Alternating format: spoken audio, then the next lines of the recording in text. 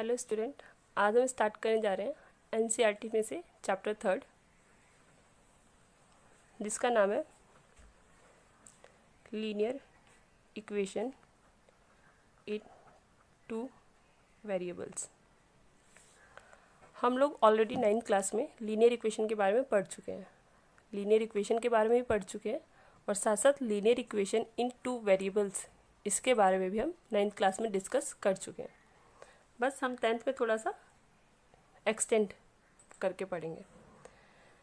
अब हमारा chapter linear equation से रिलेटेड है, इसलिए हमें पता होना चाहिए कि लीनियर इक्वेशन होता क्या है। तो अगर हम बात करें सिंपली सिर्फ लीनियर इक्वेशन की, तो लीनियर इक्वेशन का मतलब होता है एन इक्वेशन विथ डिग्री 1। कोई भी इक्वेशन जिसकी डिग्री 1 होती है उसे हम क्या बोलते हैं? Linear equation. अब बात आती है डिग्री क्या होता है। वैसे पढ़ चुके हम डिग्री क्या होता है, बट अगर फिर भी किसी को ना पता हो तो डिग्री का मतलब होता है highest power of the variable. जो भी वेरिएबल हम यूज़ करते हैं उसकी जो हाईएस्ट पावर होती है उसे हम क्या बोलते हैं? डिग्री बोलते हैं। ठीक है, अब हम बात करते हैं स्टैंडर्ड फॉर्म की। Standard form of linear equation in two variables. Standard form का मतलब क्या होता है? स्टैंडर्ड फॉर्म का मतलब होता है किसी भी चीज़ को लिखने का वे, कि हम उस चीज़ को किस तरह से रिप्रेजेंट करते हैं, उसे हम स्टैंडर्ड फॉर्म बोलते हैं। तो जब हम सिर्फ लीनियर इक्वेशन की बात करते हैं तो वहाँ पे स्टैंडर्ड फॉर्म होती है ax प्लस बी, यानी एक x वाली टर्म और एक नंबर। कब? जब एक वेरिएबल यूज़ हो। लेकिन यहाँ पे हम linear equation in two variables की बात कर रहे हैं, और जब हम टू वेरिएबल्स की बात करते हैं तो जो हमारी स्टैंडर्ड फॉर्म होती है वो होती है ax plus B Y plus C is equal to 0। यानी एक x वाली टर्म होगी, एक y वाली टर्म होगी और एक कांस्टेंट टर्म होगी। ठीक है, यहाँ पे जो a b c है इन्हें हम कोफिशिएंट बोलते हैं। ठीक है, कोफिशिएंट ऑफ वेरिएबल्स यूज्ड, जो भी हम वेरिएबल यूज़ करें उनका कोफिशिएंट वो क्या होता है? a b c होता है। 9th क्लास में हमने सिर्फ इतना ही पढ़ा था, क्योंकि वहाँ पे हमने सिर्फ एक इक्वेशन के बारे में पढ़ा था, एक इक्वेशन की स्टैंडर्ड फॉर्म और उसका ग्राफ बनाना। लेकिन यहाँ पे हम बात कर रहे हैं टू वेरिएबल्स और साथ साथ हम उसका सॉल्यूशन फाइंड आउट करना सीखेंगे। तो जब हम दो वेरिएबल्स का सॉल्यूशन फाइंड आउट करने की बात करते हैं तो हमारे पास जितने वेरिएबल होते हैं हमें उतनी ही इक्वेशन की रिक्वायरमेंट होती है। तो क्योंकि हमारे पास यहाँ पे दो वेरिएबल है तो दैट मीन्स दूसरी इक्वेशन भी चाहिए। तो दूसरी इक्वेशन भी क्या होगी? ax plus B Y plus C is equal to 0, क्योंकि ये लीनियर इक्वेशन है दो वेरिएबल्स में। लेकिन अगर हम देखें तो क्या इन दोनों में कोई डिफरेंस बचा? यहाँ पे भी ax plus B Y plus C है, यहाँ पे भी ax plus B Y plus C है, तो इन दोनों में कोई डिफरेंस ही नहीं है। तो इन दोनों में डिफरेंस दिखाने के लिए कि दोनों अलग अलग इक्वेशंस हैं, हम क्या करते हैं, जो पहली इक्वेशन होती है उसके कोफिशिएंट के आगे 1 यूज़ करते हैं, a1 b1 c1, और जो हमारी दूसरी इक्वेशन होती है उसके आगे हम 2 यूज़ करते हैं, a2 b2 c2। ठीक है, इससे हमें पता चलता है ये फर्स्ट इक्वेशन है और ये हमारी सेकंड इक्वेशन है। तो ये बात थी स्टैंडर्ड फॉर्म की। अब हम आते हैं मेथड्स के ऊपर। अब हम पढ़ेंगे method to find solution of linear equation in two variables. Linear equation दो वेरिएबल्स में अगर हमें सॉल्व करने हो तो उसको सॉल्व करने के लिए हमारे पास दो मेथड होते हैं। पहला मेथड होता है ग्राफिकल मेथड और सेकंड होता है अलजेब्रिक मेथड।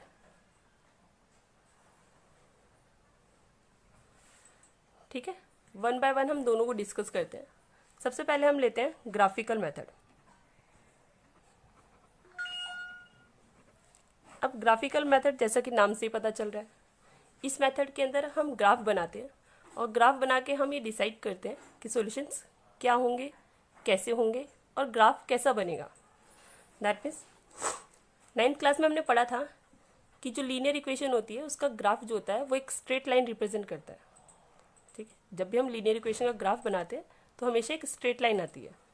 अब यहाँ पे हम दो इक्वेशन का ग्राफ बनाएंगे तो हमारे पास दो स्ट्रेट लाइन आएंगी। तो जब हम ग्राफिकल मेथड यूज़ करते हैं तो हमारे पास तीन केसेस बनते हैं। पहला केस बनता है कि जो ग्राफ बनाए दोनों लाइनों का वो एक दूसरे को कट करे। दो लाइन बनाएंगे तो हो सकता है वो दोनों लाइन एक दूसरे को काटती हुई जाए, या एक केस क्या है कि वो एक दूसरे को भी काटे ना, एक पॉसिबिलिटी ये बनती है। और एक लास्ट पॉसिबिलिटी क्या बनती है कि हो सकता है कि जो हम इक्वेशंस बनाएंगे वो एक के ऊपर एक आ जाए, मतलब जहाँ पे हमारी पहली इक्वेशन आ रही है वहीं पे हमारी दूसरी इक्वेशन आ जाए। तो हमारे पास ये तीन पॉसिबिलिटीज़ होती है। तो जो पहली पॉसिबिलिटी होती है इसे बोला जाता है इंटरसेक्टिंग लाइन। ठीक है, जो दूसरी पॉसिबिलिटी होती है उसे हम बोलते हैं पैरेलल लाइन, और जो तीसरी पॉसिबिलिटी होती है ये होती है कॉन्सिडेंटल लाइंस। ठीक है, तीन पॉसिबिलिटीज़ होती हैं। अब ये तो था टाइप ऑफ लाइंस, यानी जो लाइंस आएंगी वो कैसी आएंगी, इंटरसेक्टिंग आएंगी, पैरेलल आएंगी या कॉन्सिडेंटल आएंगी। अब हम बात करते हैं सॉल्यूशन की।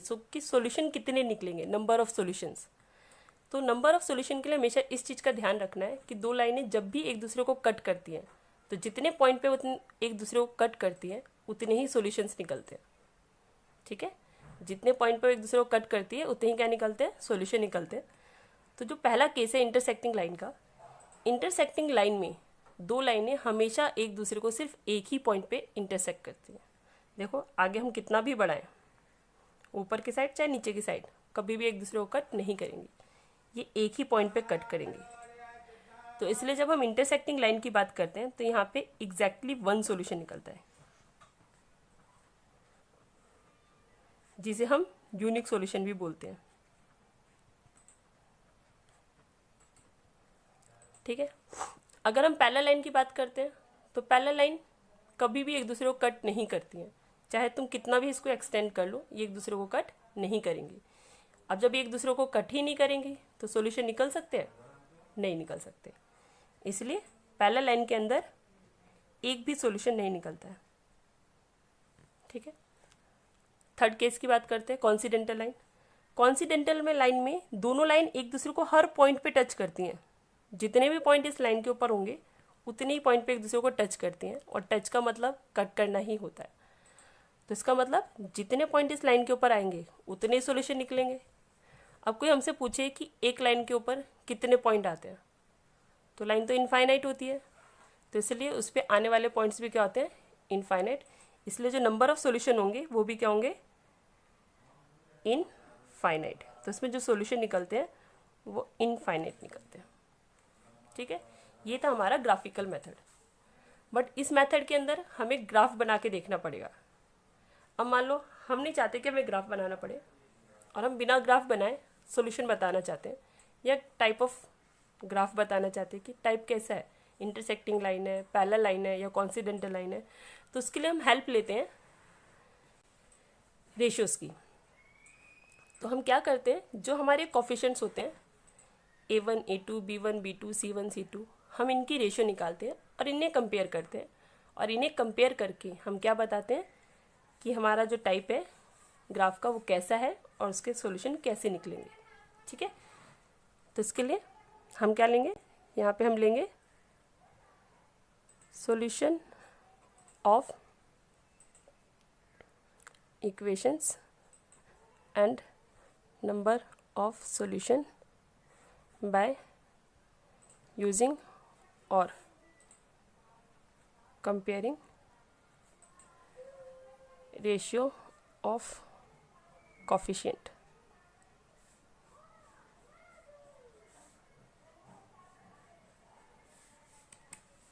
देखो पहला कंडीशन होता है A1/A2 not equal to B1/B2। हमने A1/A2 निकाला, B1/B2 निकाला, और वो दोनों आपस में इक्वल नहीं आ रहे हैं। ठीक है, तो ये अगर हमारी ये कंडीशन आती है कि हमने A1/A2 और B1/B2 की जो रेशियो निकाली है वो आपस में इक्वल नहीं आ रही है, तो ये रिप्रेजेंट करती है इंटरसेक्टिंग लाइन को। तो then it represent intersecting lines. और इंटरसेक्टिंग लाइन में कितने सॉल्यूशन होते हैं, हमने यहाँ पढ़ा था एग्जैक्टली वन सॉल्यूशन।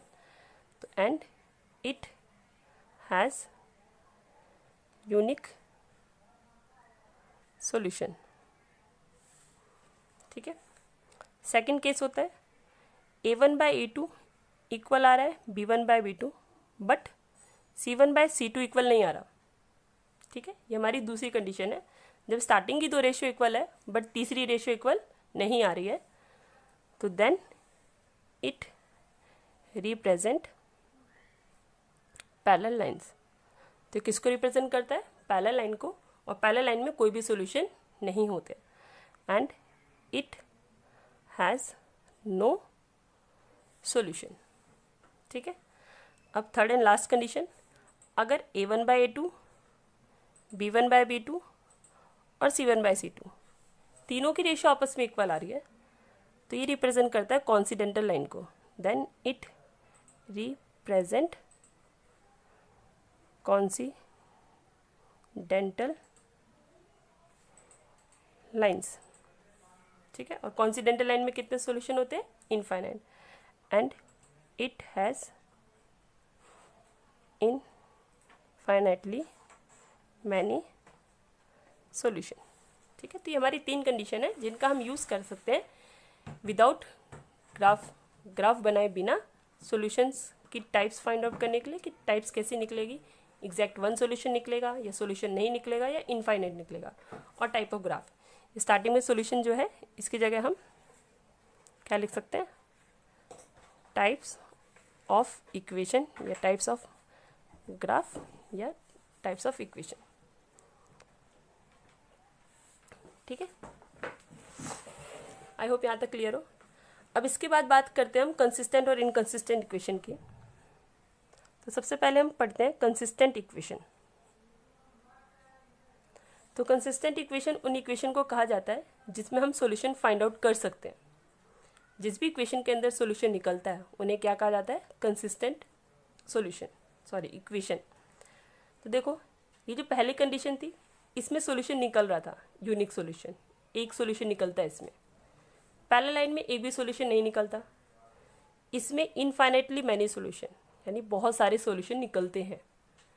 तो इन तीनों कंडीशन में से या इन तीनों ग्राफ में से एक इसमें सॉल्यूशन निकलता है और एक इसमें निकलता है। हमें ये मैटर नहीं करता कि सॉल्यूशन कितने निकल रहे हैं, एक निकल रहा है, दो निकल रहा है, तीन निकल रहा है, बहुत सारे निकल रहे हैं, बस ये मैटर करता है कि सॉल्यूशन निकलने चाहिए। तो ये जो दोनों टाइप्स होती हैं इन्हें हम कंसिस्टेंट इक्वेशन बोलते हैं। ठीक है। तो कंसिस्टेंट इक्वेशन क्या होती है, those equation which have solution, जिनका क्या हो, सॉल्यूशन हो। तो इसमें क्या कौन कौन सी आएंगी, एक इंटरसेक्टिंग लाइन आएगी और एक कॉन्सिडेंटल लाइन आएगी। ठीक है। दूसरा होता है इनकंसिस्टेंट इक्वेशन। तो इनकंसिस्टेंट इक्वेशन उन इक्वेशन को बोला जाता है, those equation which have no solution, जिसमें कोई भी सॉल्यूशन ना निकले। और कोई भी सॉल्यूशन ना निकले ऐसी एक ही कंडीशन होती है, पैरेलल लाइन, जिसमें हम एक भी सॉल्यूशन फाइंड आउट नहीं कर सकते, इसलिए इसके अंदर पैरेलल लाइंस आती हैं।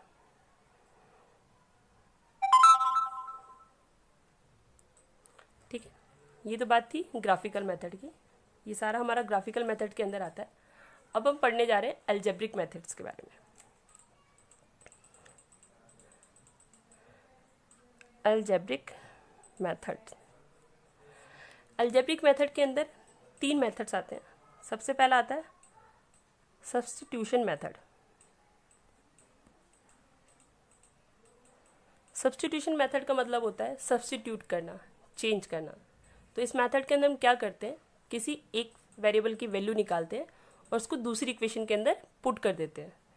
जैसे x है और y है, दो वेरिएबल है हमारे पास, तो हमने फर्स्ट इक्वेशन में से x निकाला और सेकंड इक्वेशन में x को चेंज कर दिया y की फॉर्म में, तो उसे बोलते हैं हम सब्स्टिट्यूशन मेथड। सेकंड होता है एलिमिनेशन मेथड। एलिमिनेशन मेथड में होता है एलिमिनेट करना, हटाना। इसमें क्या करते हैं हम, किसी भी एक वेरिएबल को सेम करते हैं पहले और फिर सेम करने के बाद उसको कैंसिल कर देते हैं ताकि हमारी इक्वेशन के अंदर एक ही वेरिएबल बचे। तो ये आता है एलिमिनेशन मेथड के अंदर। और थर्ड केस होता है हमारा क्रॉस मल्टीप्लिकेशन मेथड। ये मेथड आपके लिए बिल्कुल नया है। सब्स्टिट्यूशन और एलिमिनेशन हमने कहीं ना कहीं पहले यूज़ कर रखा है, बट क्रॉस मल्टीप्लिकेशन मेथड अभी तक हमने यूज़ नहीं किया है। वो हम फर्स्ट टाइम 10th क्लास में पढ़ रहे हैं। बाकी ये जित मेथड हैं तीनों के तीनों, ये तीनों मेथड हम क्वेश्चन के थ्रू क्लियर करेंगे।